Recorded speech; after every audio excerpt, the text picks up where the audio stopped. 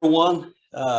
People got some people logging in here, so I'm going to go ahead and get started with today's webinar.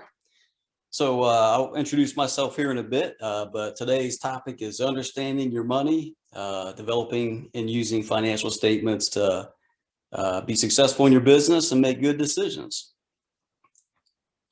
So a little bit of the focus area for today's webinar. So we're going to look at what's the value of having those financial statements? What's the, why are they so important? We're going to look at, not only why are they important, but how do we actually develop the financial statements? It can be a challenge to do that. And we're going to look at making sure we cover the different costs that are associated with a business, both direct and variable costs. And also, once we have the financial statements, how do we use those and make business decisions to help our business to, do better and to, succeed beyond what we are currently doing. And lastly, we'll finish up with looking at what's some ways and methods you can go about managing your day-to-day financial records. So I don't know if anybody on the line is a BizStart student or a past BizStart student, but I always start out with a quote and end with a quote too. Since this is a financial class here, I thought this was a nice quote here by Jim Blasingame. So I like how he talks about, if you don't have the financials, like, you don't really know what's going on, right? You got to know what those financials are, or you're just kind of going through the motions. And if you don't know the financials, they'll eventually bite you in ways you don't want to.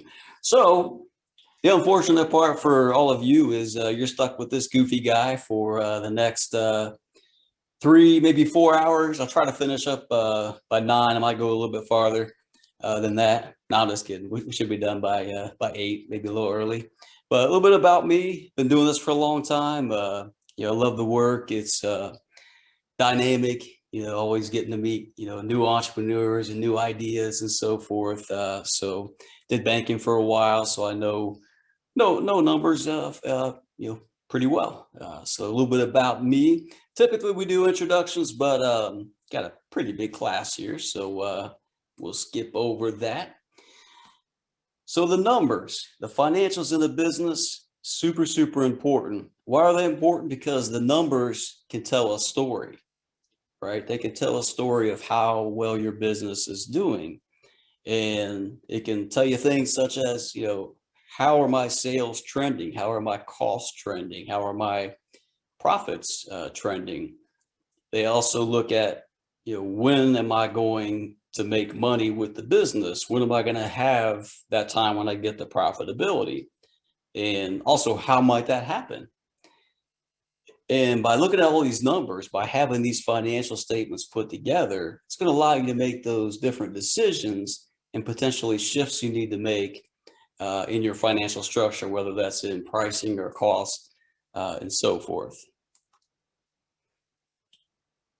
So getting the financials solid right away is the key thing. So, we deal with a lot of entrepreneurs, and, as entrepreneurs, we typically, numbers isn't the thing we're really focused on, right? We want to get out there and push our products and services and, do that selling and all those, exciting things related to entrepreneurship. But we can't forget the financials. And if we start out on the right foot, get those financials right away, set up the way they should be, it makes it a lot easier down the road. Because again, eventually, if you don't start out right, you're going to have to fix that. And it's going to affect a lot of the choices you make in your business. So that's something you want to do from the get-go, is get those financial statements, your systems you're going to use and so forth set up from day one of your business. So I'm sure in the audience we have some startup folks and some existing folks here. So this webinar fits everyone there. Definitely don't want to ignore or put off doing that financial back-end tracking system that you need to put together. Again, if you ignore it, just act like it's not there. I'm going to do it sometime. you'll eventually have to do it, and it will be a lot tougher. So keep that in mind there. And without having your financial records, you don't have any financial statements that are going to allow you to really do that evaluation of how well your business is doing and what adjustments and shifts that you have to make. And you're not going to know, is your business healthy or not? Maybe you're getting sales and so forth that feels healthy, but the numbers show that the business is healthy.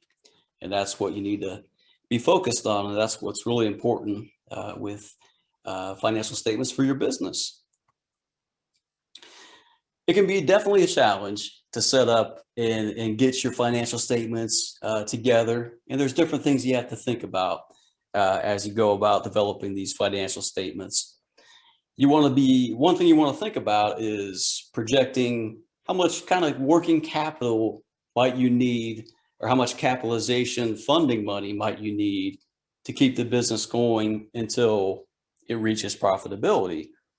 The higher your initial cost structure, the more that's going to be important, because if you have a high cost structure to start out with, then that puts a lot of pressure on your top line sales. So the fact that you may not be profitable for a while based upon that is okay, as long as there's a plan for it. And that's where you really want to be able to anticipate those capital needs that you may have in your business going forward. Also, by having these financials together and, having a 6 months, a year, a couple of years under your belt, it's going to be able to help you look at, how much future capital might I need for any initiatives you have, new product rollouts, whatever it might be. So having the financials and the budget set allows you to do that. Also allows you to look at areas of spending that you may not otherwise look at. It's kind of like when you're doing a home budget and so forth, right? And until you actually do that, you don't realize a lot of the money that's going out that maybe doesn't need to go out, right? So it allows you that focus on spending and like what don't we need? What can we cut? What's some areas we could maybe not cut, but reallocate those funds to a different part of our business. Having that solid budget, it's going to really allow you to have a deeper dive and a focus on ways you can make more money in your business. And that's, I'm sure, one reason why everyone's here is you want to maximize the success of your business and how much money you can make, so you can do the great things that you want to do with your business. Another little quote here. I like to throw in some quotes here. So again, as entrepreneurs, we're really focused on, getting that business together, pushing the sales and so forth. But there's still that financial side of the business that, we don't think about. So you got to know that accounting and you got to know your numbers. That's the key thing. So even as a business owner, your role is likely not going to be the accountant for it unless you're starting an accounting business. That's a different story. But as the owner, you still want to know a lot about the numbers, even when you're outsourcing the accounting and bookkeeping function, either externally or hiring internally. You as the owner, you as the founder, you got to keep your eyes on the prize, because that's your money, that's the business's money, and you got to know the numbers. So we're going to start out talking about the profit and loss statement. This is also sometimes called in the financial world the income statement, but profit and loss statement is what we typically use in the small business arena. So I'm going to kind of dive into how that profit and loss statement looks like, go into some details, and we're also going to do an example here on the board too, to really show how that works and how that flows and interconnects. So this is one of our profit and loss statement worksheets, and I've kind of cut it off here to just the first quarter, so it fits on the screen that you can see. Otherwise, it will be very tiny little numbers and areas, but this kind of shows the different areas of that profit and loss statement that you would want to have and be able to evaluate. So you'll notice, and I'm going to go in detail with all these categories, but you'll notice at the top, it has the different categories you could put in there. So I list on my different templates on this one particular, just generic list category A, B, C, and D. you as a business owner are going to fill in what's your categories that you're going to have in there. And whatever those categories are then going to drop down to the next part of the profit and loss statement, which covers your cost of goods, cost of sales, and that's also called the variable cost. And what those pertain to is any direct cost that occurs each time you make a sale. So if it's a product, it's, every product that you're selling, what's the cost involved in that particular product? What's it cost to produce it? Shipping and packaging and those kind of things, raw materials. If you're a service, some services will have variable cost of sales. So if you're doing home healthcare agency, for instance, it's not a product, you're selling a service, but for each sale you make, you have a labor input that's involved with that. The person that's going out and providing that you have to account for with each sale, as well as potentially some gas and mileage you have to factor in there.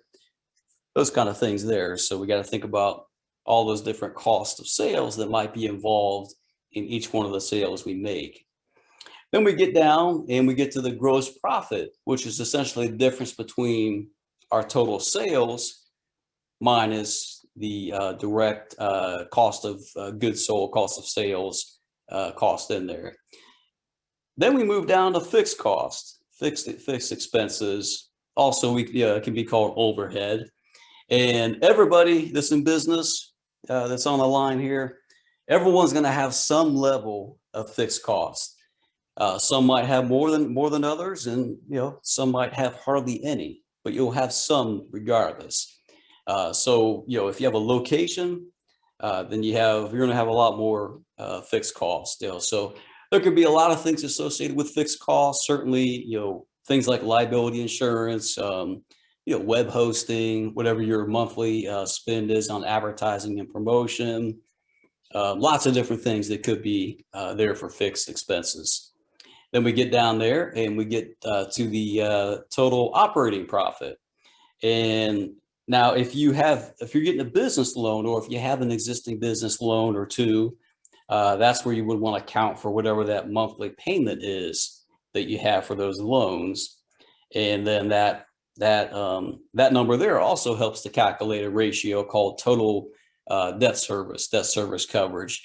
It's a kind of a banking term that's out there. And I'm sure we discussed that in some of our loan packaging classes and things on how to get loans and so forth. And then at the end, we get what's left over. Ideally, it's net profit. But again, there might be some losses initially, or for an existing business and rolling something out, kind of new, there may be some, initial losses with that new product or service rollout that you have. So let's go into detail here. So one thing we need, we're putting together our profit and loss statement, profit and loss forecast, right? So if you're an existing business, you ideally already have profit and loss statements to look at. And then from there, you would do a profit and loss forecast. If you're a new business, then you're essentially just doing the financial forecast, profit and loss forecast. One thing you need to figure out, though, before you can build that profit and loss statement out is your pricing structure, right? So you got to figure out, what's the price you're going to be charging the end user based upon various factors, right? So there can be a lot of things that affect price, the perceived value, what the market can bear, what other competitors are charging for similar things like what you're going to charge. But the key thing is, and this is kind of obvious, you got to make sure whatever you're selling, whatever the price is it covers the cost associated with delivering that product or service, right? So that's the first thing when we're looking at how do we determine our pricing, or how do we make sure the pricing we have is correct. And again, really looking at all of those related variable costs that you could have are things you'd have to consider. So I got a little example here just on the slide here. So this would be for a retail product. Let's say we're selling the price at retail to the end user for $100. On our end, though, the cost we have to produce that product per unit is going to be $15 for materials to get it packaged and so forth, ready for shipping. It's $5, and then the direct labor per unit to make that, package it, get it shipped, $15. So we have total variable cost of $35. Then we have a gross profit of $65.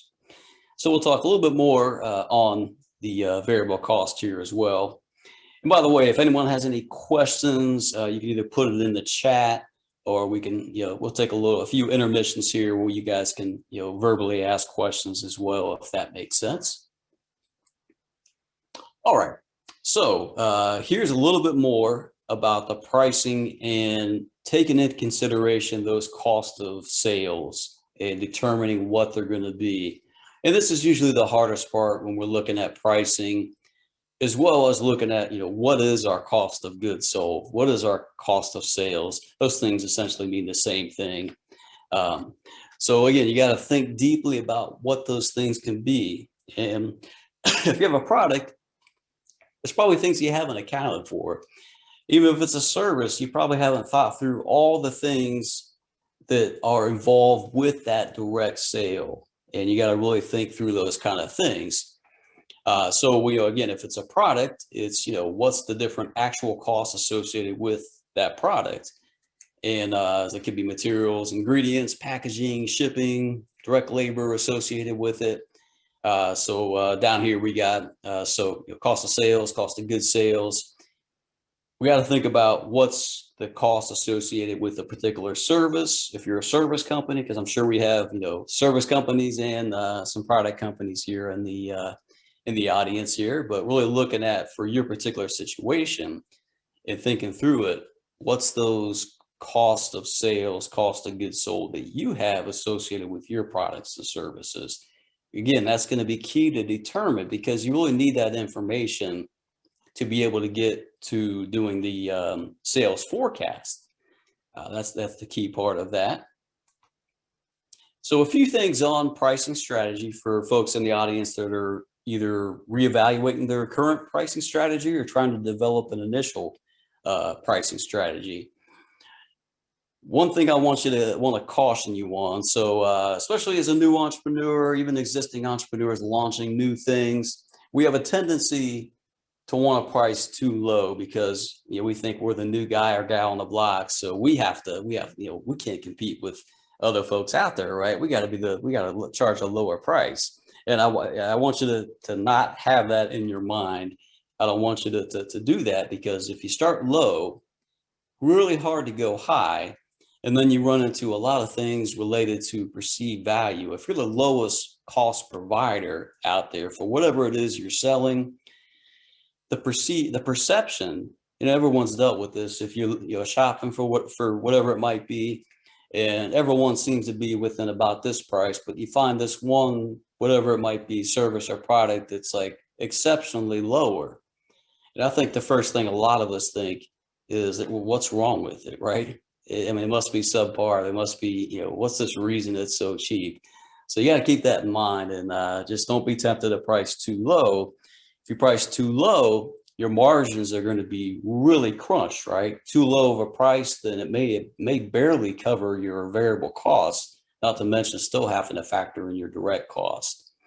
When you're doing the pricing plan, when you're trying to figure out that strategy, again, you're not trying to go, it's not a price war. You're not trying to compete on price. So that could be one component. But really, your big differentiation, the big thing you want to focus on is what's the unique things that your product or service offers that's going to set you apart from other things that are out there.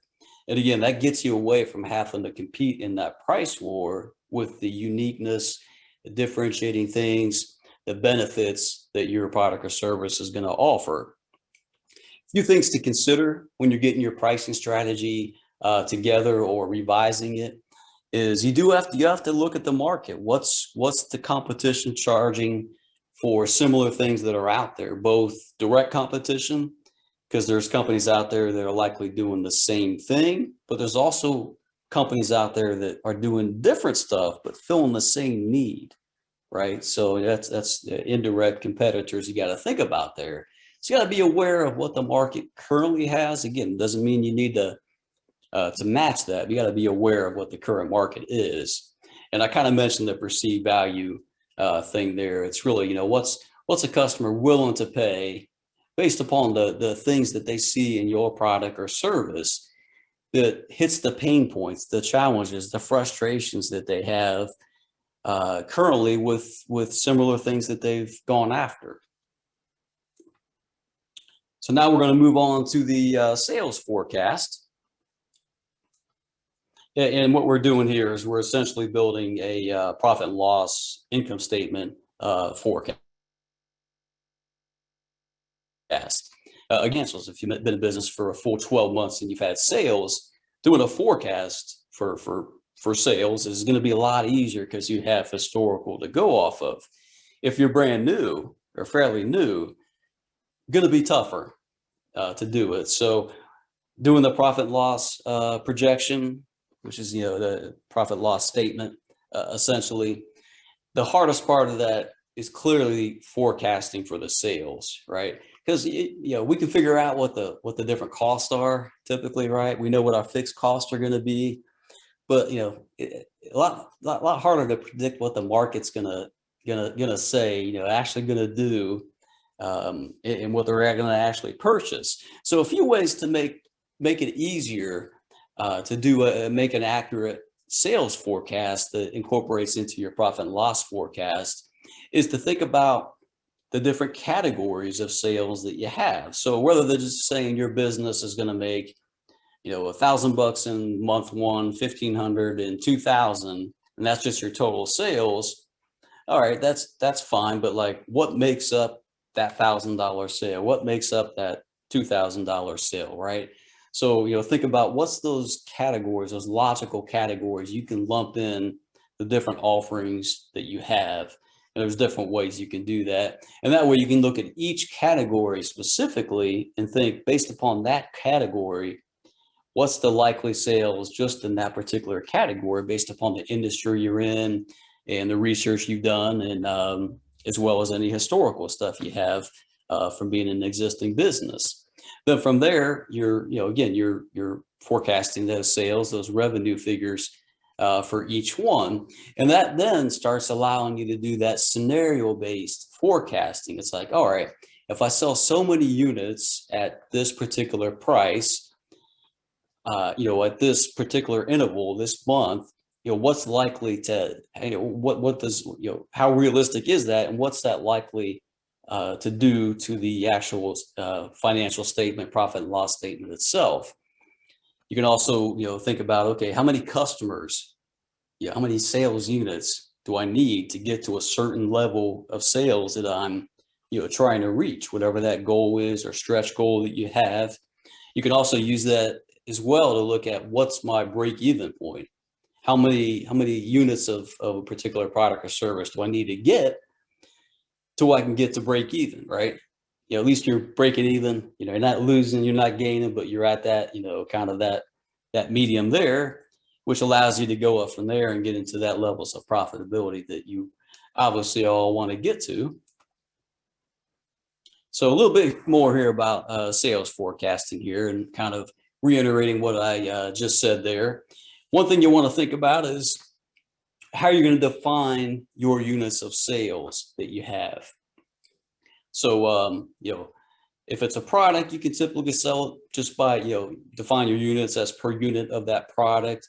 Now, if you're selling it wholesale and you're shipping, crates of it, then it may be, your per crate or whatever it might be. But typically you can do a single unit type of thing for a product, and then take that price multiple for those unit measurements, and that will get you to what the gross sales are for it.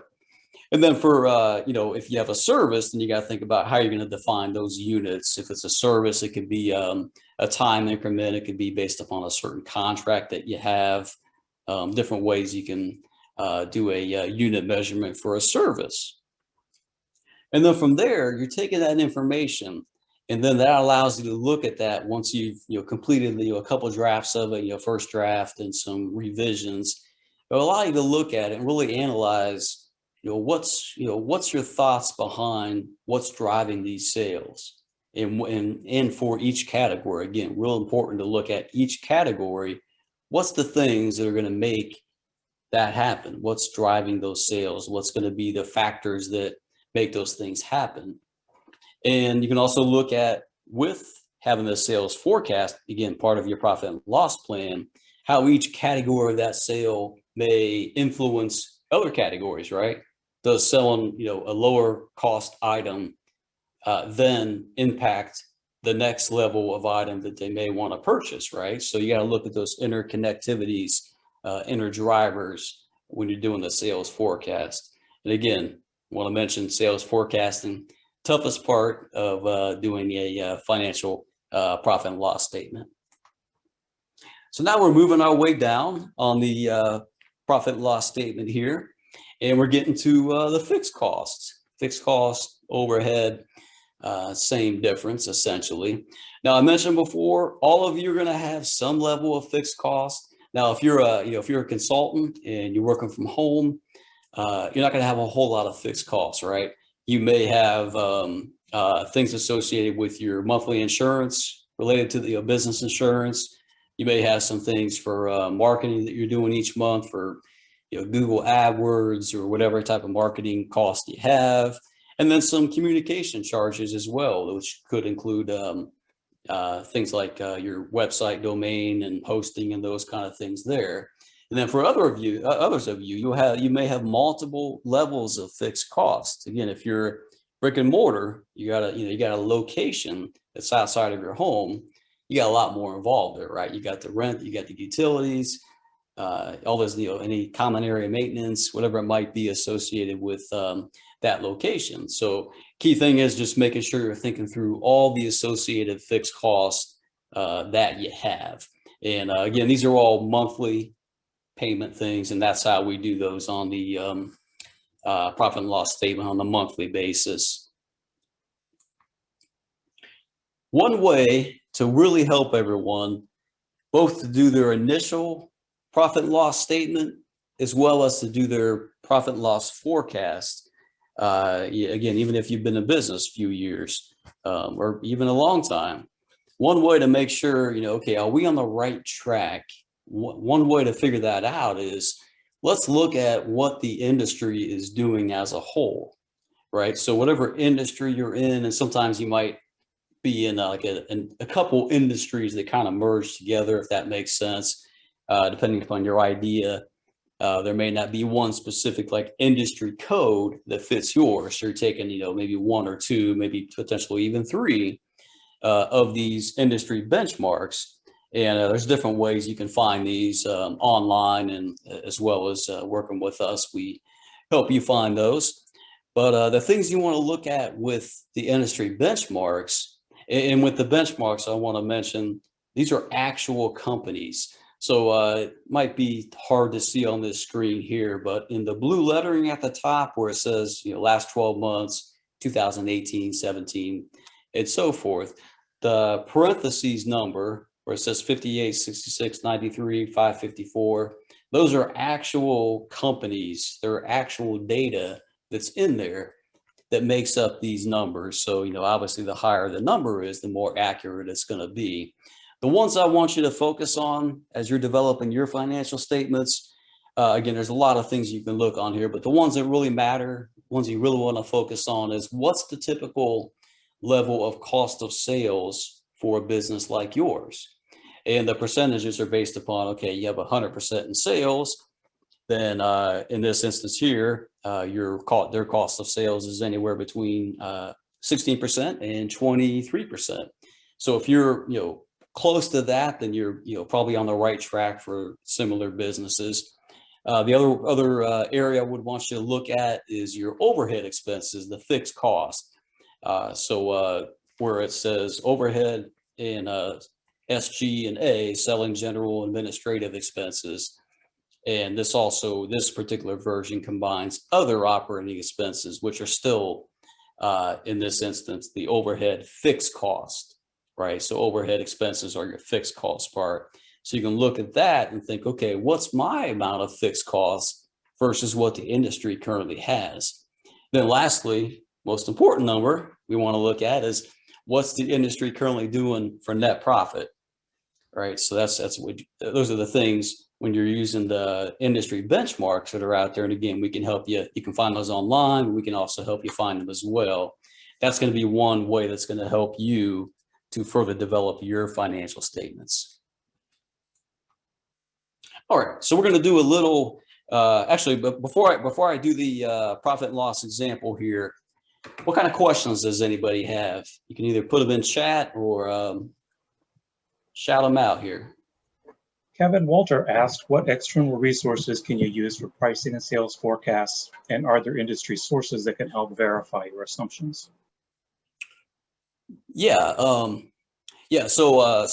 kind of a two-part question there. So as far as tools that you can use to develop your pricing plan, one way would be use, we have some worksheets that allow you to really conceptualize and look at the total pricing plan format and then the interconnectivities there. We have those, but they're also out there online. And the other part of the question is, what was the other part of the question, Bruce? I'm sorry. Yeah, well, are there industry sources that can help verify assumptions about pricing and sales? Yeah, okay, very good. Yeah, so and the good thing is there's lots. So one way you would find that out would be essentially doing the industry research that's out there. And there's a ton of tools out there to do industry research that would help you look at the price and pricing that's out there. So there's a couple videos that in our video series that discusses market research that incorporates the industry research.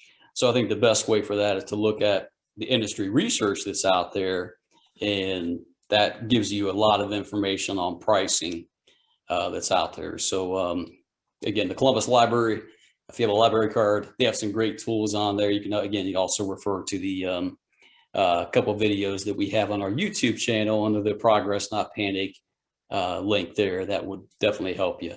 And it's super important to look at that industry research as you're thinking about pricing, right?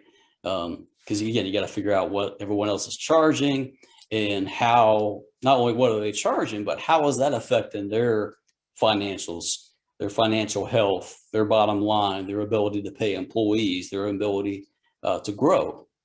Yeah, it's a great question. And Betty asked, how did you calculate percentages? And I believe she was referring to the previous slide. Yeah, I know exactly which one you mean. Yeah, so that's on the, yeah, good question. So that is on right here. I bet you mean right here, right? Okay, so yeah, great question. So these percentages, hopefully this is the one you mean. So Betty, is this the right one?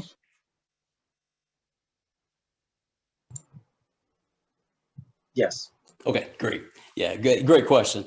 So the way this Excel spreadsheet is set up here is it's set up in, we'll wait till the end when I can talk about the gift I'm going to give everybody as their take-home prize for staying today. But the way the percentages work here is, for one thing, they're going to automatically add for you. They're going to automatically calculate for you, I should say. So the percentages are there to allow you to look at out of your total sales that you have in the various categories. Let's say you have all four of the categories here, and you end up having $10,000 for an example for month one. And let's say category A is your big seller, and that's that you sell $5,000 of that total of 10,000 in category A.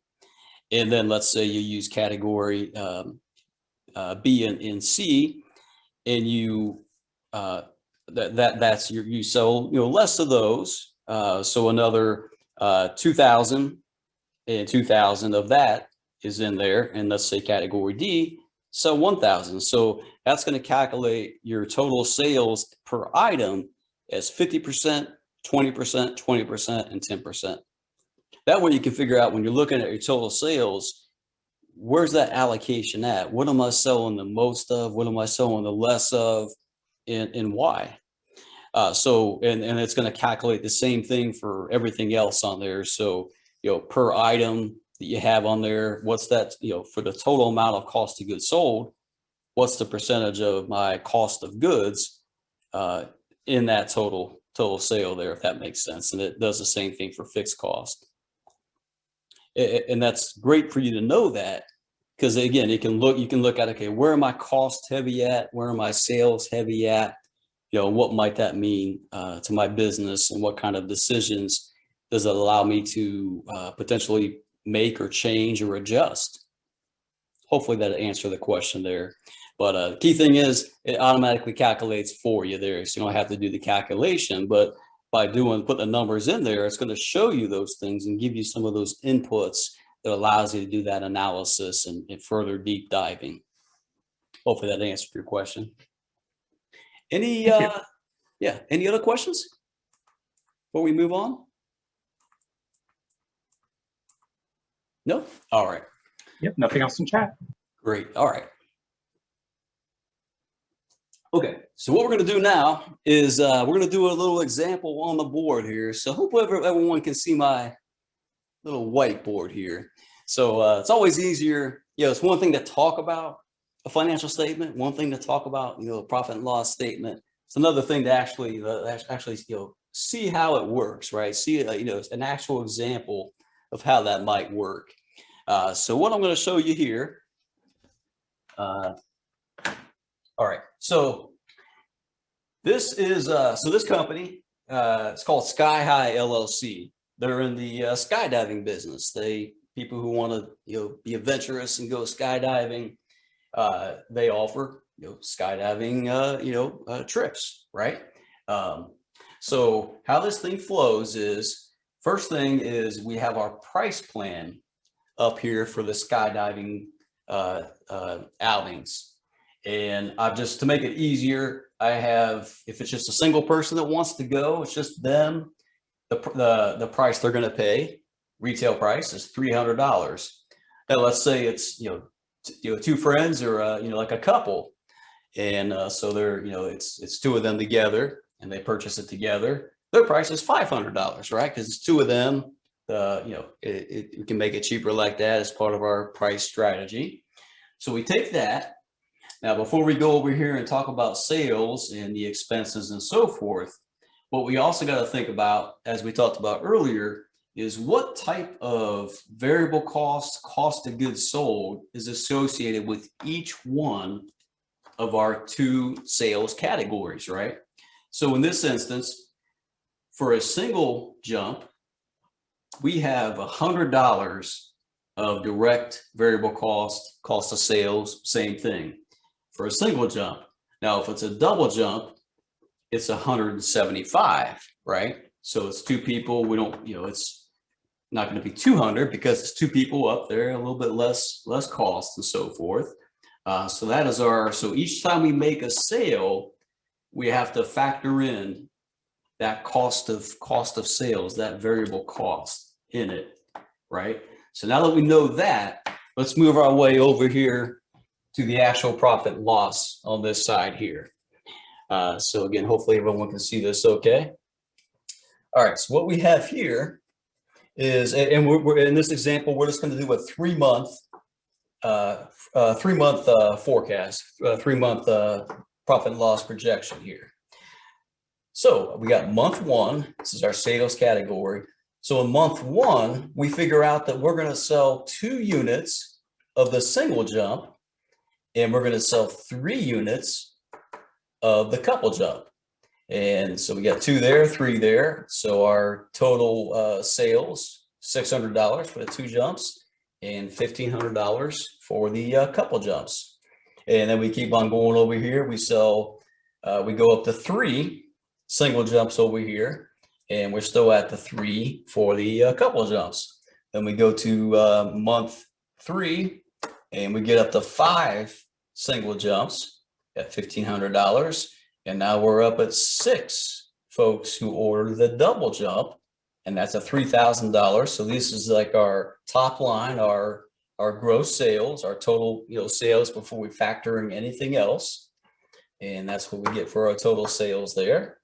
Now, what we need to figure out and what we have to factor in first is those cost of sales, those direct costs that we have over here.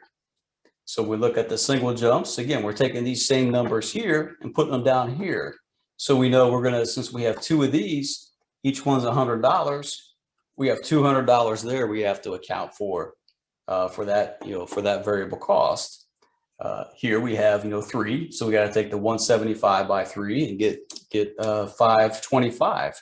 Then we keep on going farther over here and we take those same numbers. Again, we're going straight back to what we know, what we've calculated that our cost of sales is to deliver each one of our two services we offer.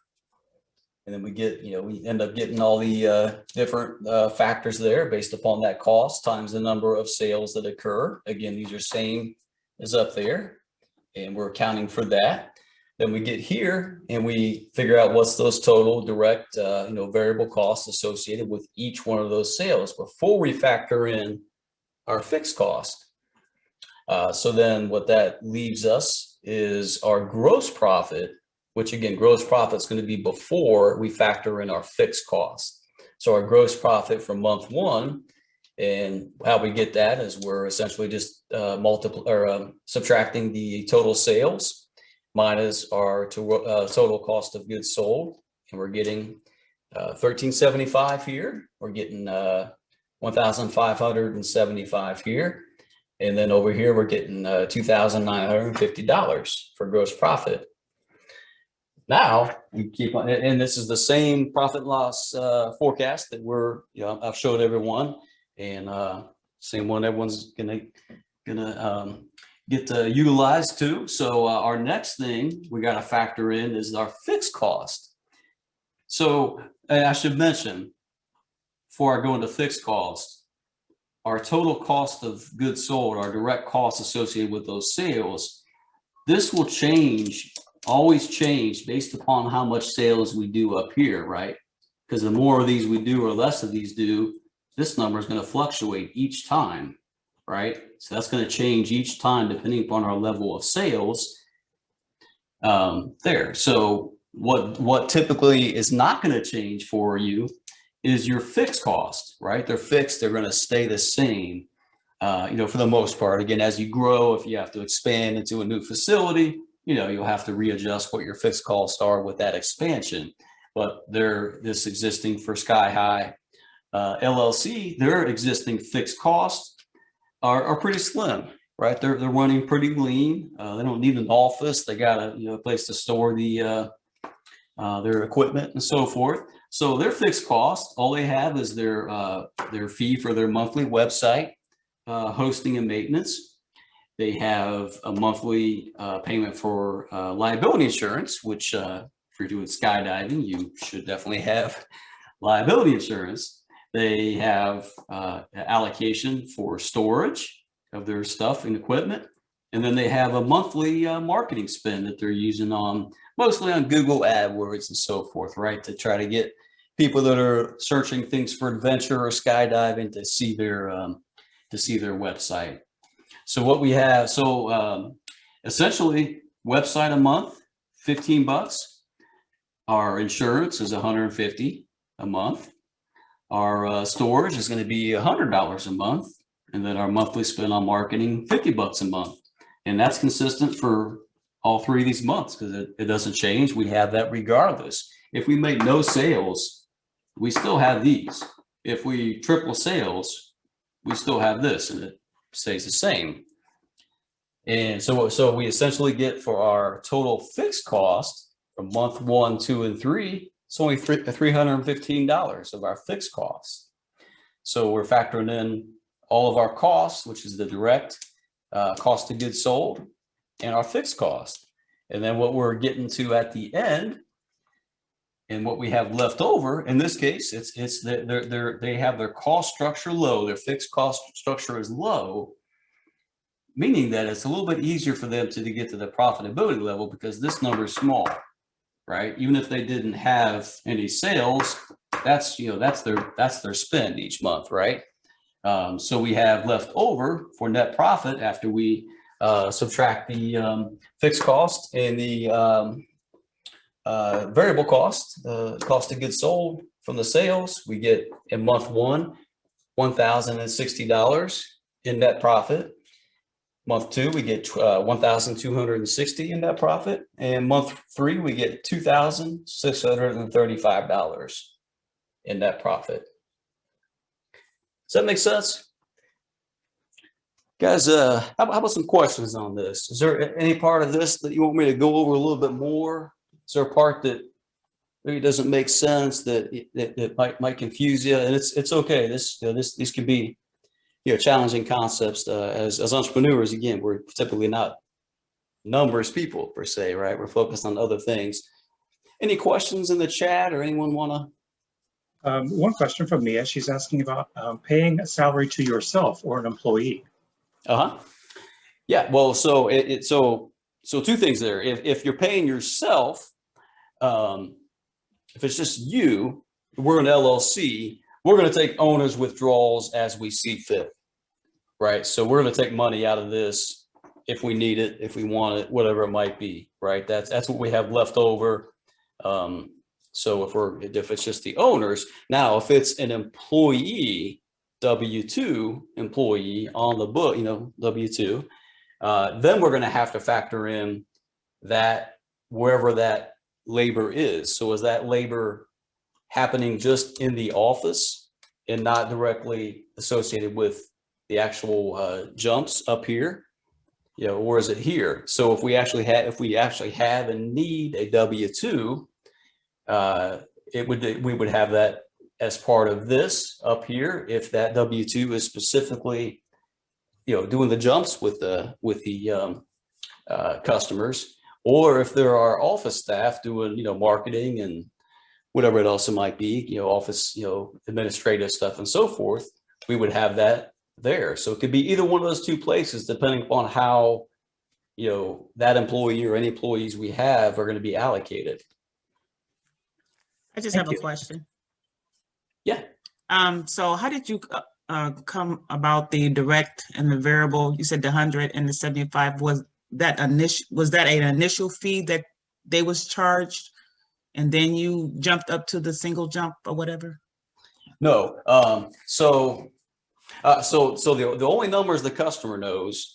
Customer's not going to know how much it takes us to deliver our service. The number the customer's going to know is what they're going to be paying, what they're going to be charging, what we, you know, would advertise, right? So we advertise, you know, $300 per jump. That's the retail price that the customer's paying if it's for a single jump, and if it's for two folks, two friends or a couple, $500. The numbers we have here, these are internal numbers that we as a business have, that we've calculated that actually cost us as a business each time we make a sale. Oh, got it. Okay. Yeah. So that 100. So each time we have a single jump sale happen, it's $300. We know we have $100 in direct variable costs associated specifically with that sale. Does that make sense? Yes, got it. Thank you. Yeah, you're welcome. Another question. Is commission considered a variable or a fixed cost? Well, it depends what the commission would be coming from. Is it what type of commission would be commission based upon a salesperson that we have, or commission from what kind of commission? Oh, I was waiting to get some clarification here. Okay. Product sales, he says. Okay. Well, okay. So if we have a salesperson that is helping us with the sales function, and if they're purely getting paid on commission only and not a salary base, so if it's only commission only, then their payment, their commission would be based upon each sale that they make, and then therefore for us, that is going to be, we're going to factor that in up here. Now, if it's If they're a salaried employee though, without commission, they're going to be down here and fixed. Does that make sense? Yes, thank you. Yeah, sure. Any other questions on the example here? Anybody interested in going skydiving? No, nobody's cheering. I don't think so. All right. Okay. All right. Yeah. It's a very niche market. So, all right. Okay. Any more questions on this? If we're good, I'll keep moving on. But I think we're good. all right. Very good.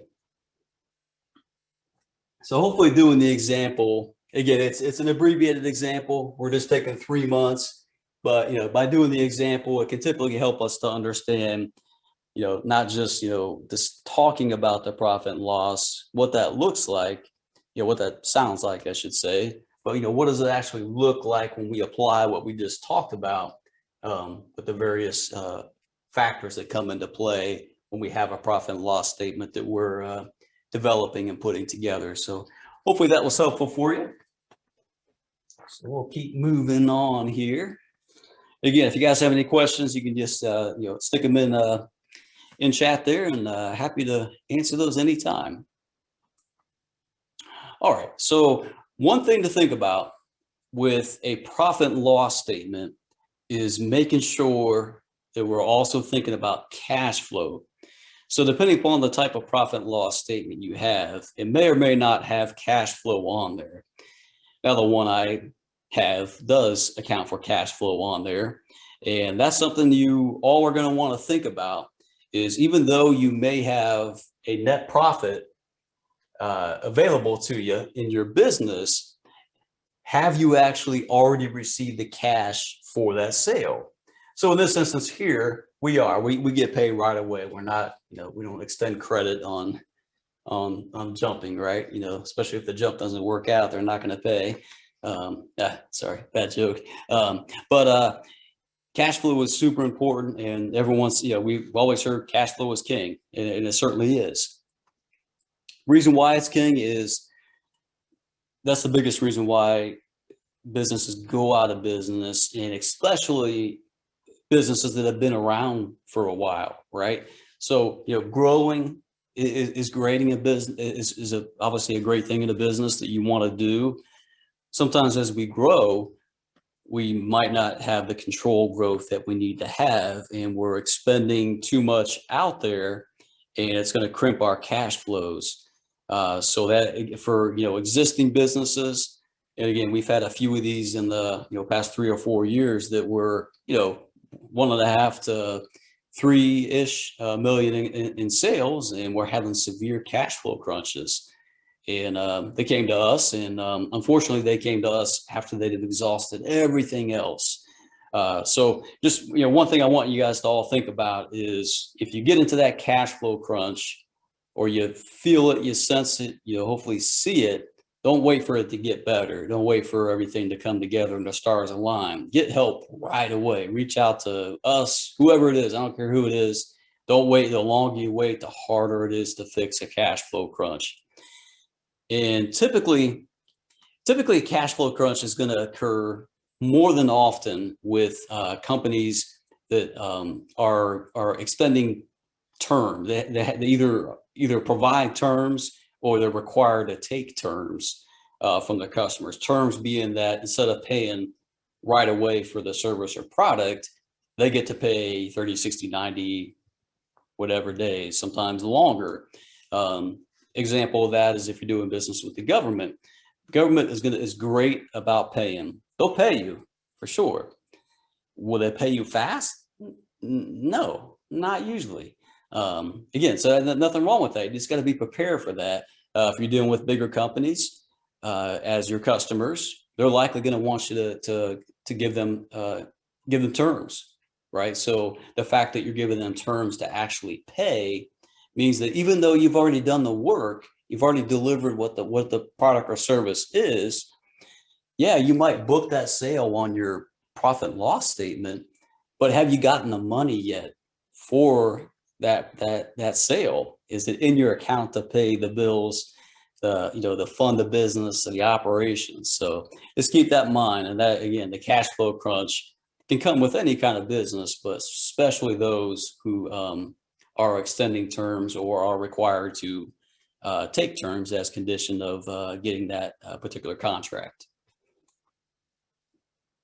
So a little bit more on the cash flow part is, again, we got the profit and loss forecast, and sometimes you'll have one of those integrated with some cash flow projections as well. Again, we have a couple of those within our group that incorporate both of those things. So the things you got to think about with cash flow and doing that forecast is not just looking right away, but looking for, you have to really be looking ahead there too. And then when's the cash likely to come in for these things?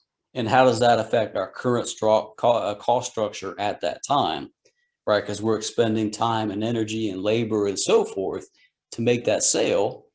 But again, we might not get paid for it for a while. So that's where we got it when we have those things. Again, it's not bad to take on customers that require you to have terms, because it's typically a bigger contract, a bigger business, which could be good for your sales as long as the margins are going to work and you can still make money from it, of course. So really looking at the money you're going to need, down the road each month, cash wise, to sustain the business. And that's where making sure you have enough operating capital there in the business is going to be key there. So it's vital to have the cash flow forecast as an adjunct to your profit and loss statement in forecasts as well. So again, it's going to help you anticipate those challenges that may come up there. It's also, again, going to make you look at cost even more, right? Because you got, this is cash on the line. You got to really think about a lot of those things.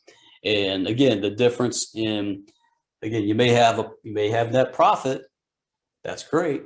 But if the money's, on your statement, but if the money's not in the bank to pay the employees, the staff, the operations, just the overhead and all that, then you got trouble. And that's where you want to definitely reach out for help. But again, trying to anticipate that before and having a good plan before is really the key thing to avoid those challenges in the future.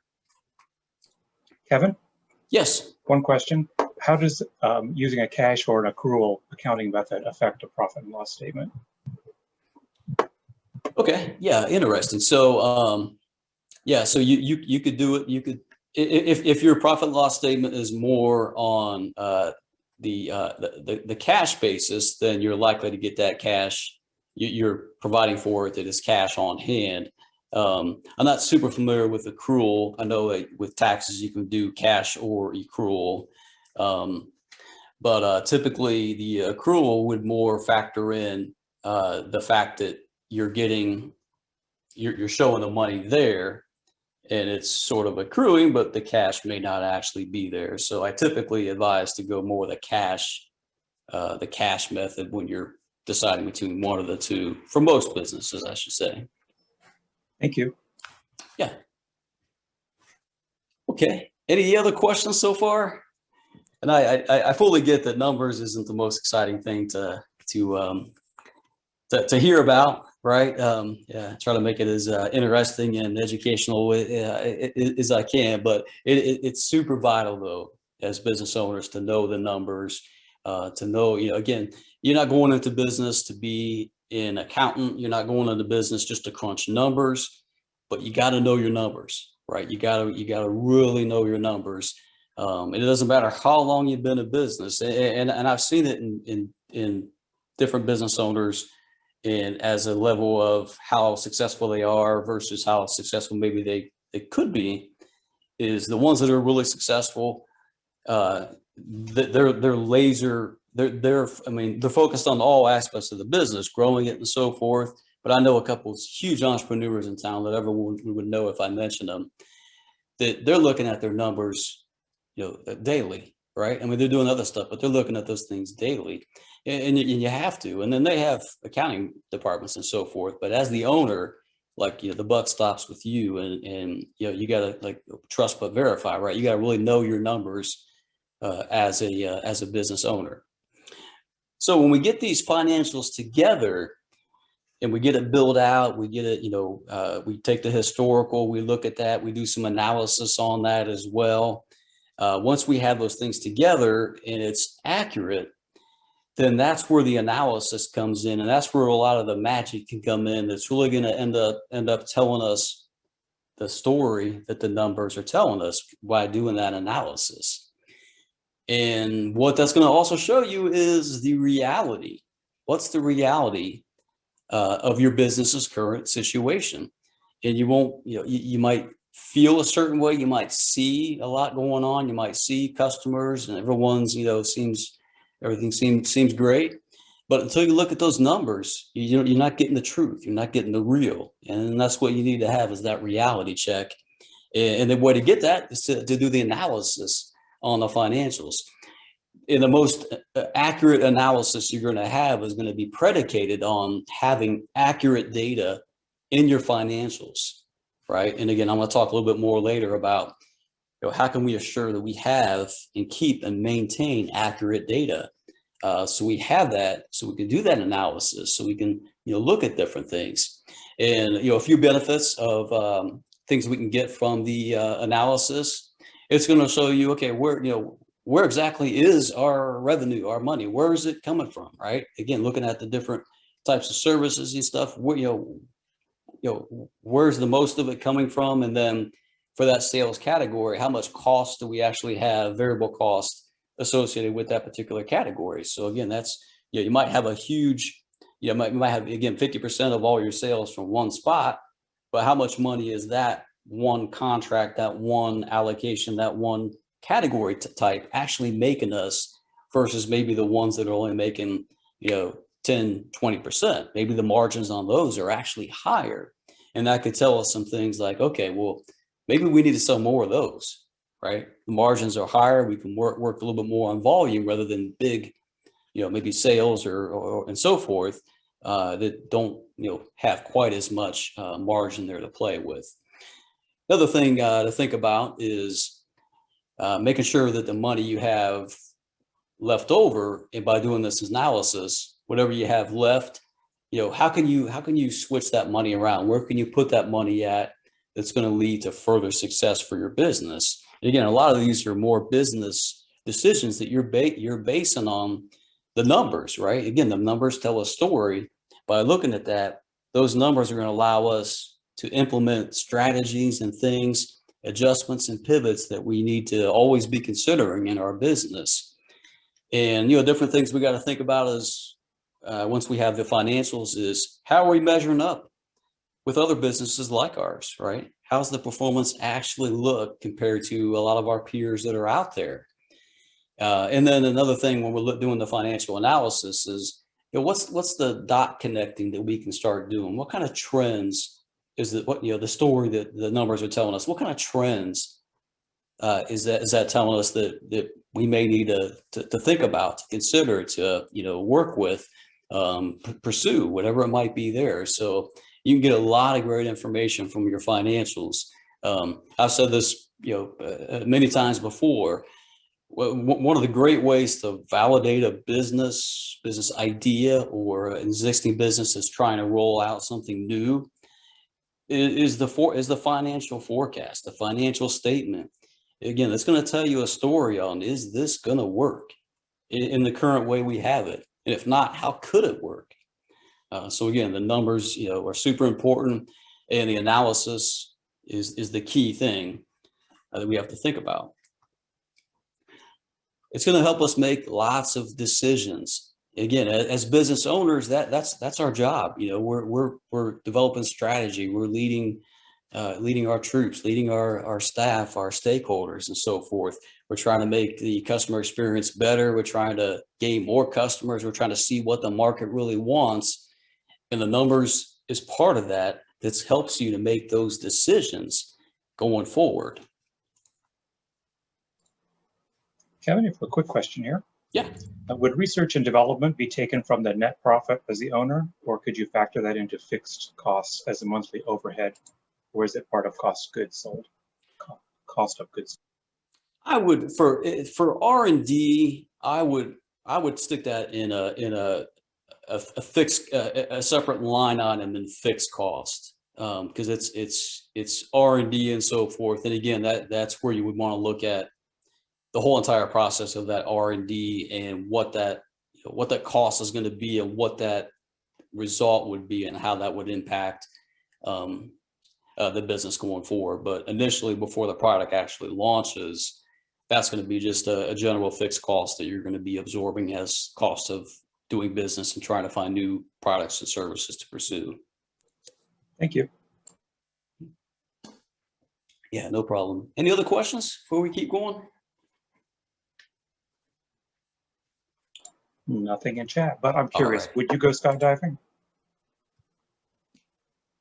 Yeah, okay. No? Would you go skydiving? Everybody wants to know. Oh, would I? Oh, yeah. Yeah, you Oh, would. heck Okay. yeah. Heck yeah. I like adventurous things. Although I'm kind of scared of heights, like real high heights, like not like 50 feet height, but like real high heights scare me. But that would be the reason why I would want to do it. Just, kind of scare it out of me. Kind of like they're going on those crazy roller coasters there. Those things scare me, but it's like you got to beat that fear out of you, right? So either that or I'm just, a couple of sandwiches short of a picnic basket, one or the other. So, all right. So when we look at, so there, again, our goal was to get our financials as accurate as we can. And again, I mentioned before, if you've been in business, if you got at least 12 months, your next set of forecast projections you're going to have are going to be even more accurate. The financial statements you have are going to be even more accurate. Not to mention, if you have historical financial statements, then you can do the analysis on that allows you to put together what's next. What's the next 12 months look like based upon that analysis, and what shifts and changes and pivots are we going to make based upon what we're seeing in that historical analysis. Real benefit of that is it's going to, again, give you a closer look at controlling costs, right? So I mean, in a business, you got to be a numbers hawk. You got to make sure you're controlling the costs. And I don't mean necessarily to the detriment of the business, right? But there's usually always things you can either cut or reallocate to things that are going to be higher producing, or be more beneficial for the long-term survival of your business. Again, that's why I love the analysis part of the financials, and why it's so powerful for a business owner to be able to do that. Again, the key thing there is making sure you got the accurate data that goes into it. So the other thing I like about it is you're taking that deeper dive on looking at what is the real, truth cost of doing business, right? Of doing this business. What's it really costing me? And again, I mean, it's psychologically, a lot of times we don't want to focus on that. We want to look at we want to drive sales. If we drive sales, everything else is going to take care of itself. That's what we think, but that's unfortunately not the way it is. Now, as entrepreneurs, you got to have that, that kind of gung ho kind of thing that makes us unique and so forth. But you got to make sure that the cost makes sense for the continued operation and success in whatever goals you set for your business. Another good thing is you can be looking at, okay, based upon the things that we're doing in our business, how can we reevaluate the way we're doing the business, the processes we might have? How can we sharpen those up? How can we get those more efficient? That again will allow us, more free cash flow. Not to mention, it's going to help us serve more customers, and maybe another catalyst for us helping to increase our sales, because we've had a chance to look at our processes, because the numbers might have been showing something that meant that we needed to look at those processes and what can we improve, what can we cut, what can we reallocate. And lastly, keeping that sharp eye on whatever information, whatever key things, trends, indicators that these financials are telling you on how your business is moving forward. Again, I love numbers. I don't like to just do that, but I mean, again, it's so powerful to know as much as you can about the numbers and the financials in business for sure, but obviously in life too. So couple other things here to think about. Staying aware and focused on the business numbers, the statements, the financial statements that you have. If you have poor financial management, and again, I've been doing this for at least 15 years, probably longer, at least unofficially, and I've seen it. A lot of times, a common thing I see in entrepreneurs is just the financial management is not like it needs to be, right? And some of them are doing okay besides that fact, but the thing that I see is like, okay, you're doing okay, but if we can get these financials, the management system tweaked up, make it more accurate and so forth, you're going to be doing even better, right? And that's what we're in the business, to make businesses do better. So if you have the poor financial management, it's going to impact your business, and it could potentially lead to the failure of your business, is that poor financial management. So I don't want to see anyone do that. And it's again, you have, as a founder, as a business owner, you're wearing a lot of hats. You have to do a lot of different things. Again, that's the nature of being an entrepreneurship. That's both kind of the fun and sometimes the challenge, right? You get to do a lot of different things. The energy is there, and it's exciting, but again, you're trying to you got that whole ADD. It's like, I'm trying to do that, go on these different places here. So you got to balance, right? You got to balance the things you need to do in your business, of running it, getting customers, growing the team, growing your products, services, whatever it might be. But you can't overlook that financials. Again, and I'll talk a little bit about the kind of team you need to have together as part of your financial team you need to be thinking about. Even still, though, that doesn't mean that that's your ticket of, I can just take my eyes off the financials. Don't do that.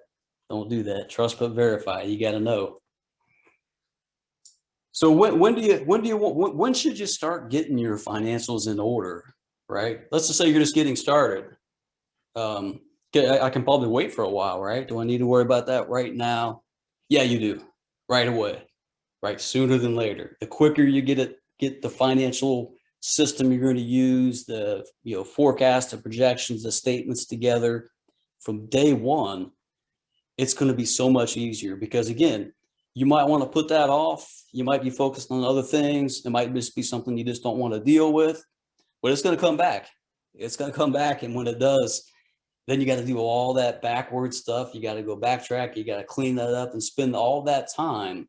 It's going to be a lot more time than if you just did it right in the beginning. So that's one thing I want everyone to do is, do I do it now? Do I do it later? Do it now, right away, right? So if you've been in business for a while and that's one thing you think you need to work on, is get on that. I mean, get on that right now. I mean, the more you can get those financials, the management, the way you're tracking everything, smooth and flowing like it should be, it's going to be so much better for you in your business, because you get to do all the great things that you went in business for. So think about those things there. Much easier to start out just from the beginning on that right track. Just start out. Don't avoid it. And again, we'll help you with those things too as well. So I mentioned your financial team. So you definitely need to have a financial team.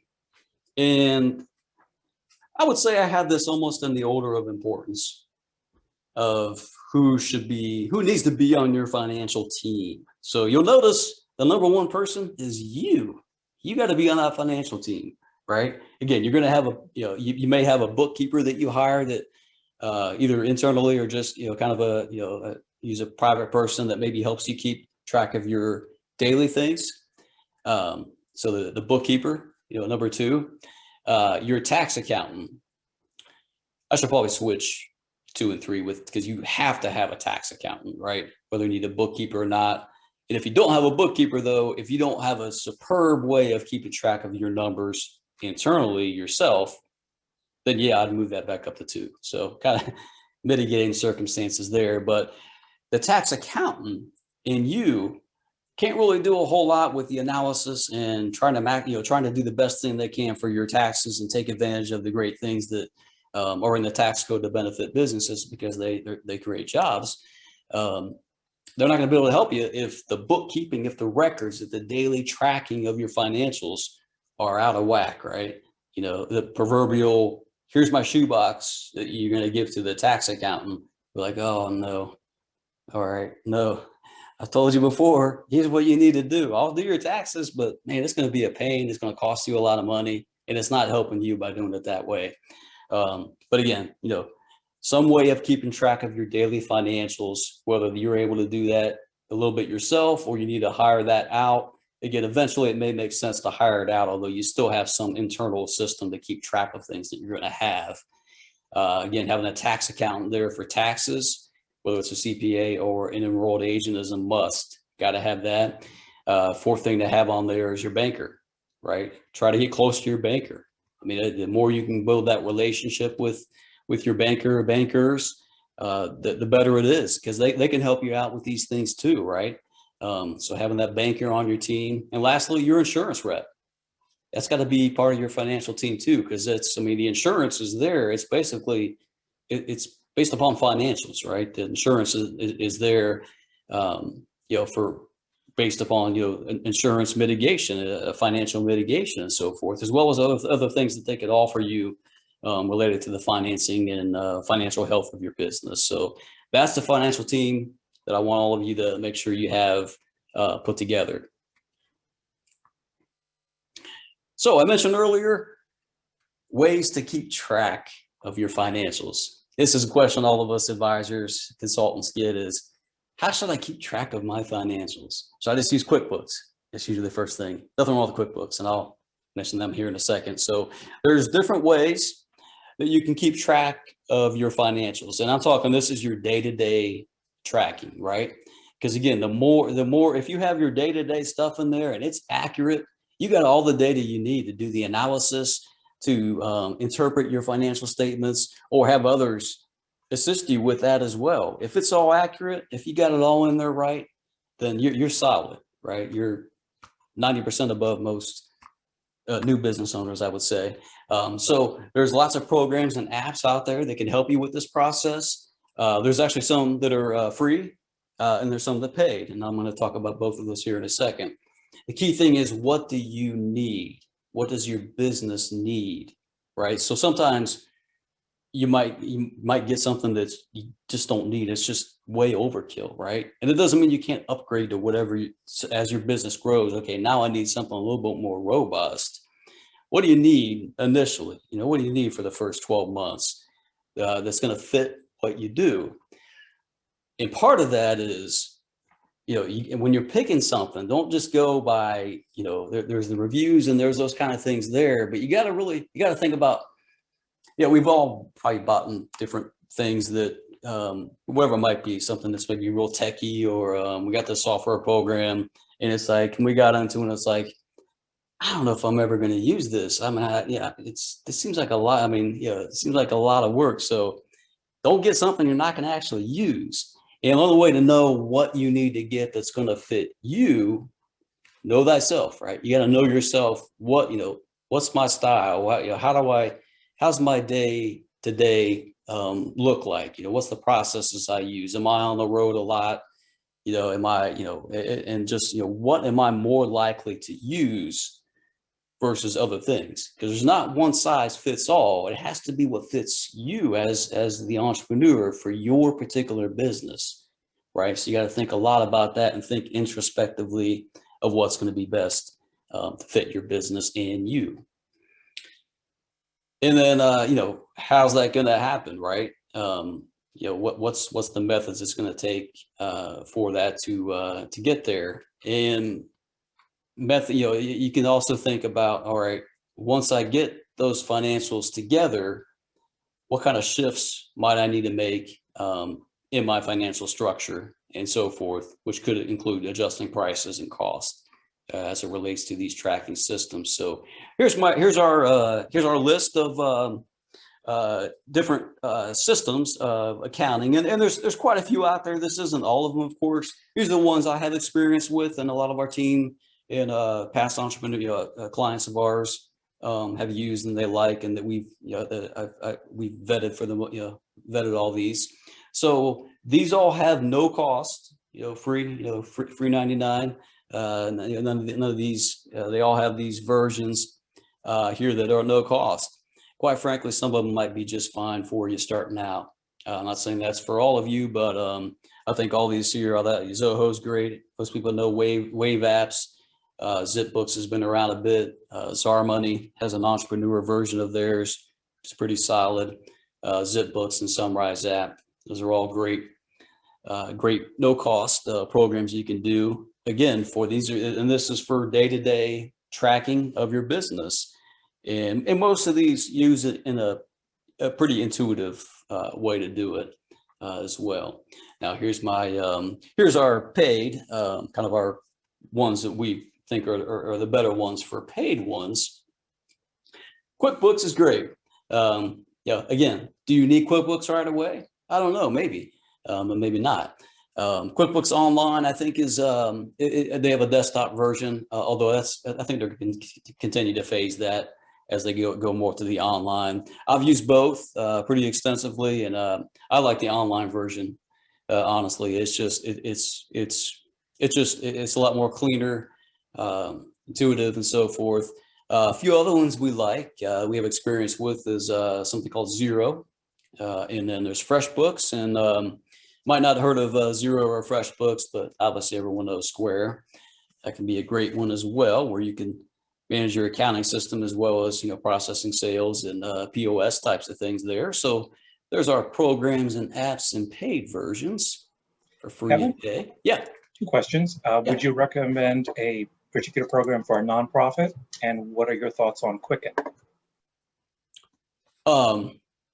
Okay, so what was the first question? Would I recommend what kind of for a nonprofit? Financial software for a nonprofit.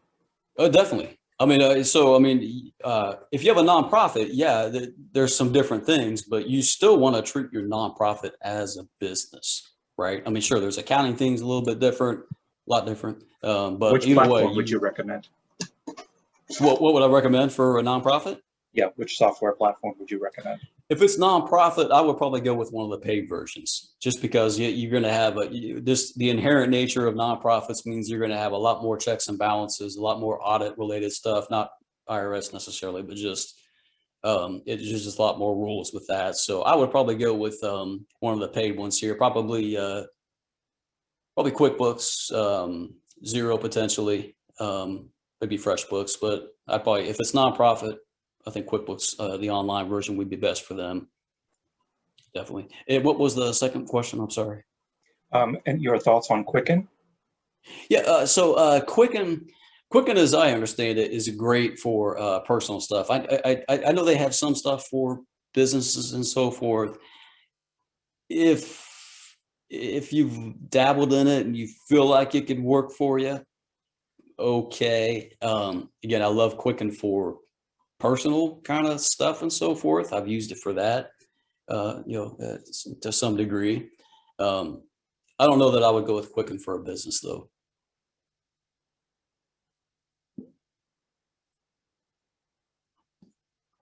Other questions? I think that's it. Thank you. All right. Okay. Gosh, I'm going quick here. All right. You guys might get out before, or 8:30 maybe, who knows?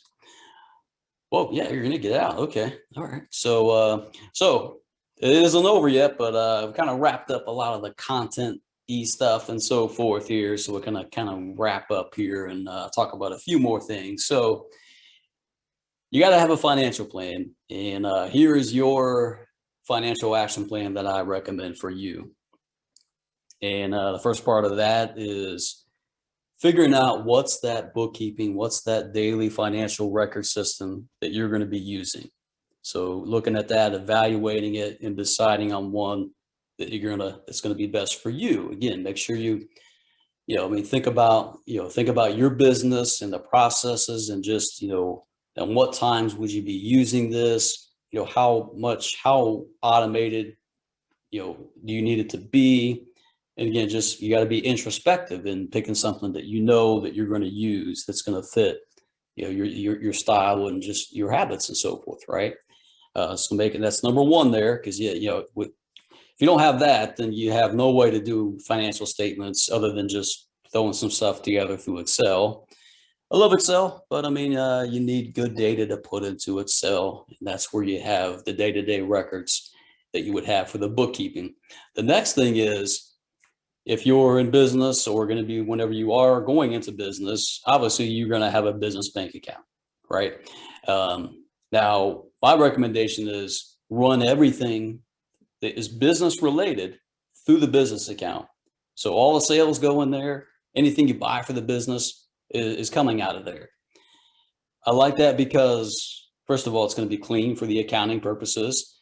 If you're nonprofit, there's a lot of different things there to think about, but it's just going to make it a lot easier for you and your financial analysis that you do, as well as for your tax person. Not to mention that you essentially have two sets of books, right? I mean, I don't mean one set that's false, and you have two accurate sets of books in a way, because you have your bank statement that shows everything you've been paid for your business and everything you've purchased for the business, right?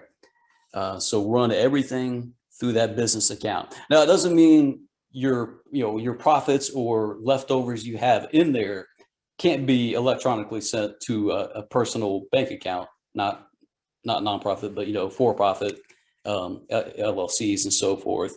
So you can make those owner withdrawals, do it electronically and stuff, and that's fine. There's nothing against that. But just keep it all running through the business bank account. That's a rule that you really should follow. Make sure you have very good, solid, trained, someone you trust, that you can work with, that you jive with, whatever it might be, that can help you with the taxes. Personal taxes, if anyone does their own personal taxes, for the most part, it's fairly straightforward, unless you got a lot of investment properties and so forth. But business taxes, that's a different level, right? And things are always changing for business taxes. And folks who do business taxes, the tax accountants out there, they do it all the time. That's their thing. So they know all the changes. They're going to know things that you're just not going to know. So you got to have that business tax accountant there as part of your financial plan. Your next thing is develop that financial forecast, your profit and loss forecast for the next 12 months going forward. And with that, you're going to also be looking at, based upon that forecast, if you see shortfalls in it, how much operating capital might you need to add to the business's account, through whatever method that would be that you would attain that operating capital, through a working line of credit or small business loan, friends and family, whatever it might be. But make sure with the financial forecast, when you do that, it will show you places where, okay, I'm short here in these months. All right. And it looks like here's some cash balance. All right. I'm going to need some operating capital. Always good to have some operating capital. Lines of credit for businesses, I think, are great, where it's just you have it there if you need it. So you always want to anticipate that, and you'll be able to determine that by putting together the 12-month forecast. Kevin? Yes. Your 12-month forecast, is that based on the 12 prior months, the previous year? Absolutely. If you have history, it absolutely is. I've said it before. If you're doing, or if I'm helping you to do your first year forecast and you don't have history yet, it's going to be as good as it could be with the information we have. If you have 12 months prior, especially if you have 4 months prior, and we do a 12-month forecast, it's going to be close. You're going to be right, pretty much right on there. If you have historicals, it makes your next 12 months forecast a lot easier, right? And it's going to be a lot more accurate as well. So you would definitely, if you have history, you would definitely base it upon that, assuming you're not completely pivoting or going to a new line of business, but absolutely base it upon historical financials. Thank you. I have another question. Are there any professional certifications one should look for when choosing a business accountant? Yeah, definitely. For a business accountant, I mean, depending upon if it's a tax accountant, those that are going to advise you and likely prepare taxes for you, they would need to be, you would want them to either be a CPA or an enrolled agent. The enrolled agent is a designation that you get through the IRS through there's a test, there's a kind of it's not as robust as a CPA test, but if they're doing your taxes, one or the other, definitely. But if you're just trying to get a bookkeeper, again, they're not going to be preparing taxes. They're just going to be helping you with keeping track of the day-to-day numbers, making sense of them. They don't necessarily have to have any certifications per se. And if they have a degree in accounting, that could be great. But I mean, there's nothing that I would say they would have to have other than just experience in past clients that you could talk to make sure that they're good. Thank you. When do you recommend someone reach out to a tax accountant for a brand new business? Brand new business? Soon, very soon. Right. I'd say right away. I mean, yeah, you are unlikely to use them right away, but you would want to go through that vetting process right away, because you don't want to wait till the tax time comes, right? You may not even know when I mean, we know the annual tax time typically, but maybe you have estimated taxes you have to pay. Maybe you have sales tax you have to file. Those are different dates than our typical, April 15th time that we're typically used to. So I think right away is when you would want to at least find who you're going to be using for your tax accountant. Thank you. And how do you feel about TurboTax for filing business taxes? That's a great question. Well, I guess I hate to give the lawyer, I'm not a lawyer, but I hate to give the lawyer answer. It depends. I mean, I would say I'm assuming using TurboTaxes, which TurboTax has the home and business that you can do if you're an LLC, your basic stuff that you could use that for that. That being said, though, if you don't have a pretty strong understanding of numbers already, now if you've used it for personal, I wouldn't equate unless you have a pretty extensive personal return. If you've used it for personal and it's a basic return, it's another level going to the business part, because even though it has a lot of prompts in there, just full disclosure, I use TurboTax home and business for stuff I do and so forth. But I mean, I'm a numbers guy, and I'm always looking at tax code and so forth. While TurboTax is great, there's still things in there that they're not going to prompt you on that you're going to have to figure out yourself, such as the state of Ohio has the small business tax deduction they've had for 3, 4, 5 years, and TurboTax has struggled to have that incorporated into there. So that's something you would have to plug in yourself. So I guess my question, make sure if whoever is asking that question or anybody else would be interested in doing that themselves, the business taxes are a next higher level, and you don't want to mess up on those. Thank you. Sure. Any other questions? That's it for now. Okay, cool. All right.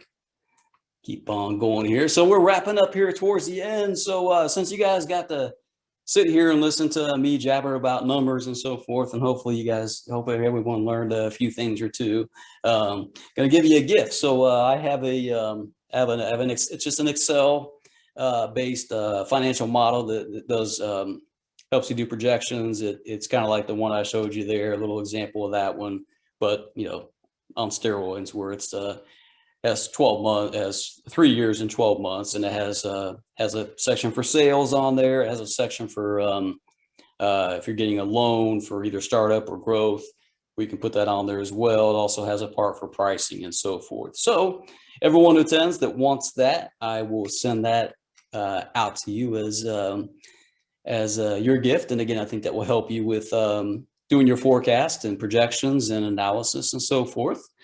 So always want to, and I'll stay after class for any questions, but always like to leave on a high note and a little bit of inspiration here. So love this quote by Damon John here. Waiting for that. We all want to wait for this when the stars align, that perfect time. Like when this happens, I'll do it. When that happens, I do it. And we know what happens when you wait for the perfect time. It never comes. And this is a great analogy to your financials. Don't wait for the perfect time to start getting your financials together. Do it now. Take advantage of the time you have. Get started. And with that, we're all done. But again, I'll stay after class until the last person logs off if anyone wants to chat or has any questions. But thank you, all of you, for joining today. I hope this was helpful and appreciate your time. And we'll see you next time. I have one question. Do you have any books you would recommend one read if they were looking to get more information on financial statements? Analysis and business financials. Yeah, on this.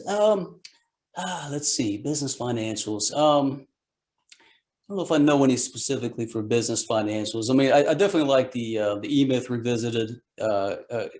Dabbles into the financial part as well. That's kind of a classic for small businesses and so forth. I think that was great. Try to think of some other ones here. I mean, some of the Robert Kiyosaki stuff that's focused on businesses can be good as well. But I can't think of any offhand related to financials. But I can think about that and potentially get back to you on some good reading for the financial part. Just top of my head, I can't think of any. Okay, thank you. Mm-hmm. And I'd let everyone know that we'll be emailing your gift out to everyone who attended this evening. Very good. Very good. All right. Well, again, if anyone else has any questions, I'll stay on here. But thank you all for joining and hope this was helpful for you. And again, our SBDC team is here to help you as well and help you navigate these things here. But hopefully this was helpful for you. So thank you.